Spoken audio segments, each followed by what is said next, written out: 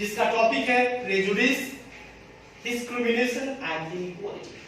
And this chapter will discuss about prejudice, thereafter stereotypes, discrimination and inequality and the struggle for equality। Students, ये सब जो शब्द हैं actually ये सब होने नहीं चाहिए। ये समाज को पीछे ले जाने वाले शब्द हैं, जिससे डिस्क्रिमिनेशन, इनइक्वालिटी, प्रेजुडिस, स्टीरियोटाइप्स। आइए आज हम समझते हैं कि आखिर इनका मतलब होता क्या है।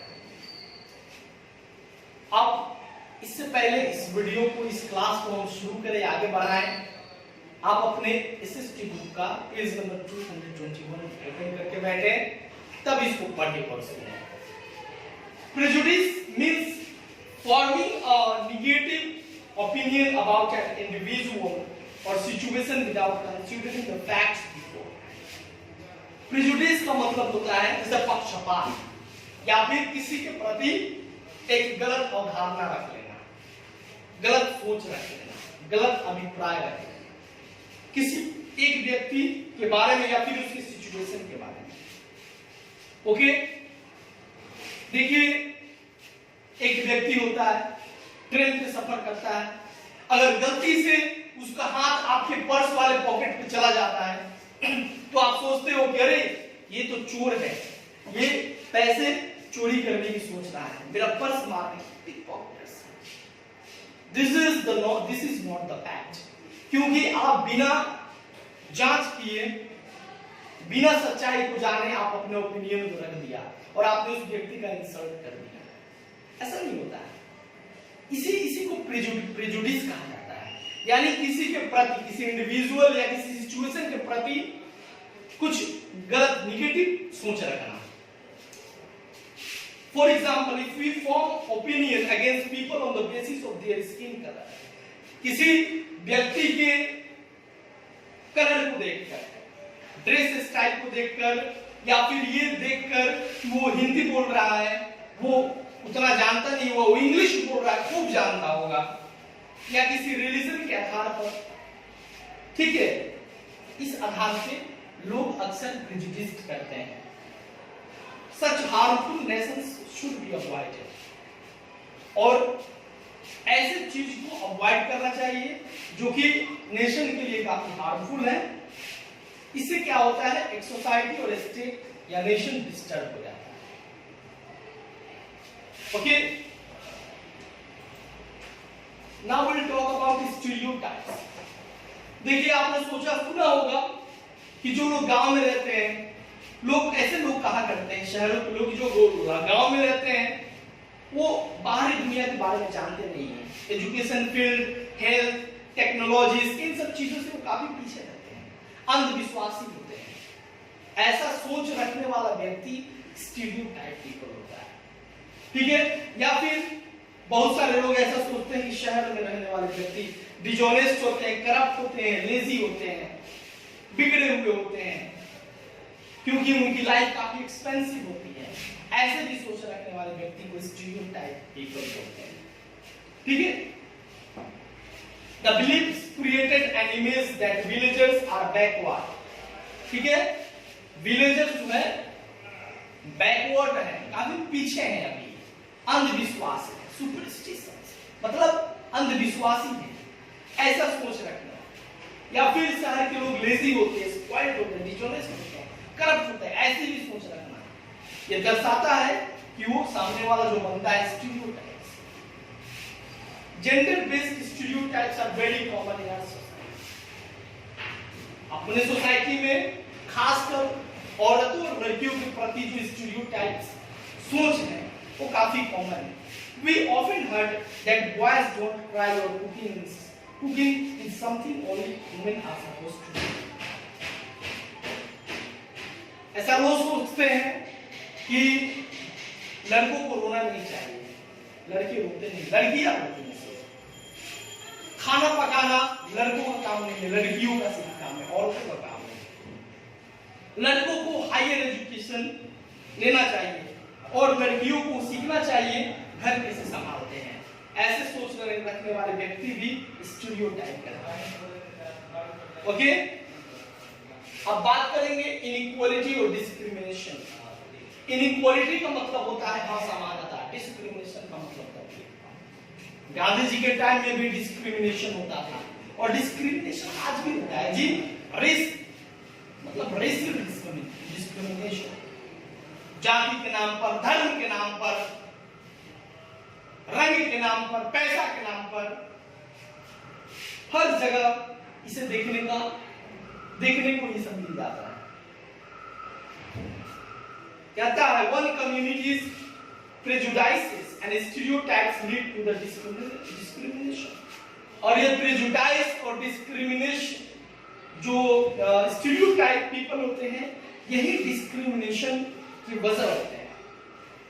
जैसे discrimination का मतलब क्या होता है? The practice of allowing one community to visit a public place while denying the other of the same is called discrimination, which leads inequality। Discrimination का मतलब होता है किसी एक समुदाय के लोग किसी पब्लिक प्लेस पे जाने देना और वही दूसरे समुदाय के लोग को नहीं जाने देना। आप देखते होंगे आए दिन न्यूज़पेपर में मिलता है कि ये सामने वाला व्यक्ति था, उसको वहां नहीं जाने दिया गया, बाकी व्यक्तियों को जाने दिया गया, इसलिए क्योंकि वो इस कास्ट का था, इस रिलीजन का था। तो ये एक प्रकार का डिस्क्रिमिनेशन है जो कि लीड्स करता है इनइक्वालिटी। किसको लीड करता है? इनइक्वालिटी को। We can sense the presence of discrimination in every sphere of life। Life के हर पार्ट में डिस्क्रिमिनेशन देखने को मिलता है। Discrimination is practised in the name of language, language के नाम पर। आप चले जाओ शहरों की तरफ में, अगर वहां पे आप नॉर्थ ईस्ट इंडियन हो और थोड़ा सा आपके एक्सेंट में प्रॉब्लम आ गया, बातचीत में थोड़ा सा भाषा में क्या मदर टंग इन्फ्लुएंस आ गया, तो वो अब डिस्क्रिमिनेशन शुरू कर देंगे। वहां पे आपको कम आंकना शुरू कर देंगे, फिर आपकी निंदा करना शुरू कर देंगे, आपको इग्नोर करना शुरू कर देंगे, जबकि ऐसा नहीं होना चाहिए। Religion, caste, occupation, economic background, regions, race, beliefs, customs as well as gender, इन सभी चीजों को लेकर डिस्क्रिमिनेशन और इनइक्वालिटी है अपने समाज में। In India, people from a different religion, caste or even state at times are discriminated against others।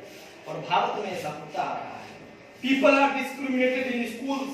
School में बच्चों को डिस्क्रिमिनेट किया जाता है, पढ़ने में तेज नहीं है, या फिर छोटी जाति का है, या फिर अमीर नहीं है।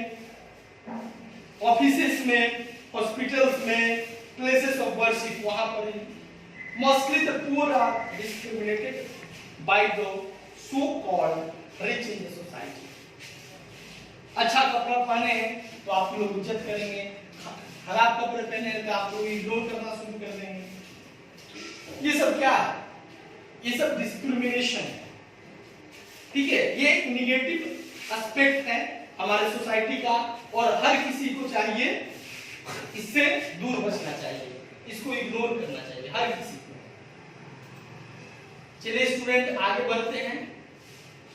एक बार शॉर्टली मैं आपको बताना चाहूंगा, इक्वालिटी का मतलब होता है ट्रीटिंग पीपल द सेम, यानी एक व्यक्ति को दूसरे जैसा ट्रीट करना इक्वालिटी है, लेकिन अलग अलग ट्रीट करना इनइक्वालिटी है। दो व्यक्ति पार्टी में जाता है, अमीर व्यक्ति होता है, गरीब व्यक्ति होता है। अमीर व्यक्ति को आइए बैठा देता है पूछकर, और बाकी को छोड़ देता है, ऐसे पूछता नहीं, जहां मन करे वहां बैठ जाता है। ये क्या है? ये ट्रीटिंग पीपल इन डिफरेंटली, वो इनइक्वालिटी है। प्रेजुडाइज का मतलब किसी के प्रति गलत, किसी इंडिविजुअल या फिर ग्रुप के प्रति गलत अवधारणा रखना, वो प्रेजुडिस है।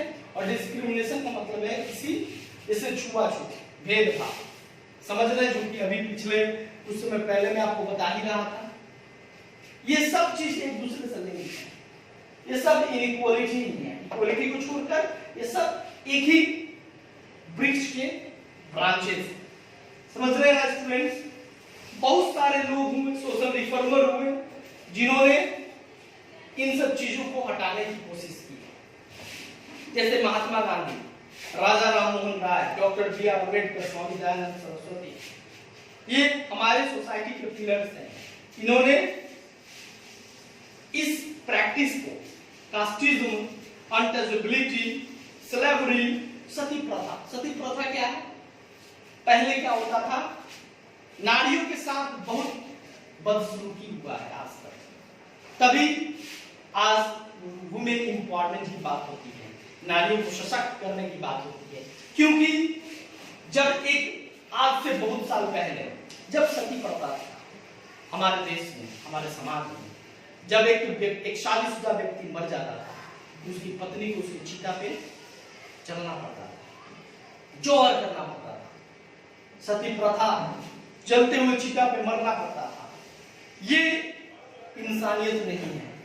इन चीजों को खत्म करने में राजा राम मोहन राय, डॉक्टर भीमराव अंबेडकर जैसे व्यक्तियों की काफी भूमिका रही है।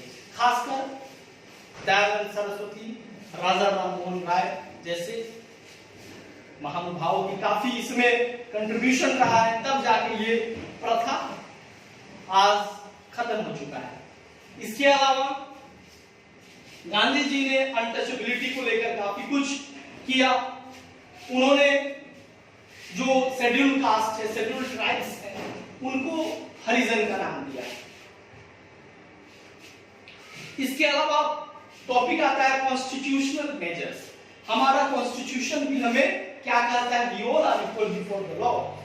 और हमारा कॉन्स्टिट्यूशन हमें कुछ फंडामेंटल राइट्स देता है और हमारी हिफाजत करता है। कैसे? द फंडामेंटल राइट्स कौन कौन से हैं, इसको आप सीख लीजिए। Right to equality, we all are equal before the law as per the constitution of India, हम सभी एक जैसे हैं and we should be treated equally.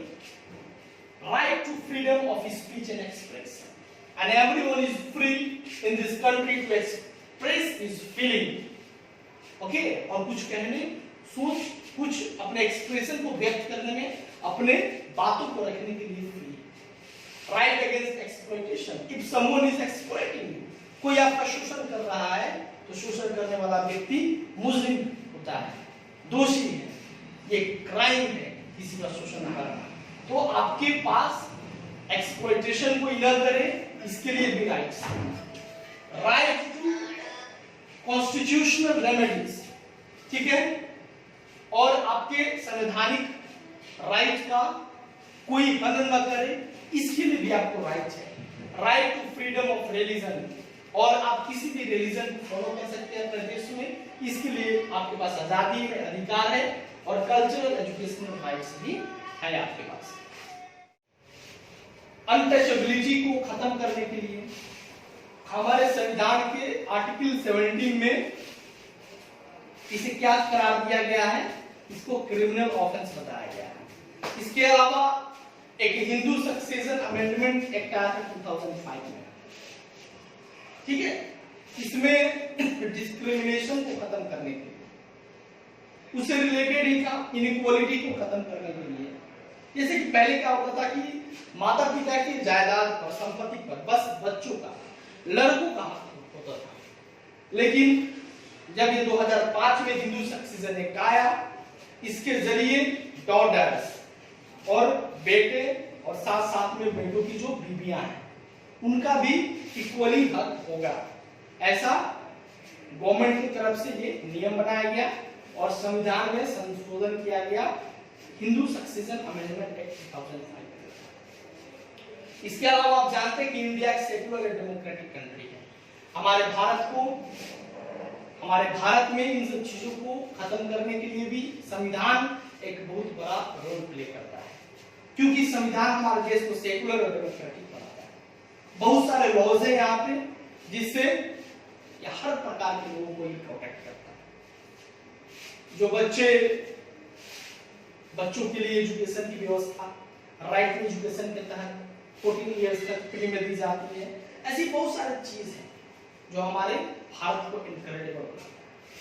तो स्टूडेंट्स, अब इस चैप्टर के बुक वर्क को आप करके व्हाट्सएप ग्रुप में भेजोगे और उससे रिलेटेड पीडीएफ जब आपको मिलेगा तो क्वेश्चन आंसर आपको याद करना होगा। Thank you very much.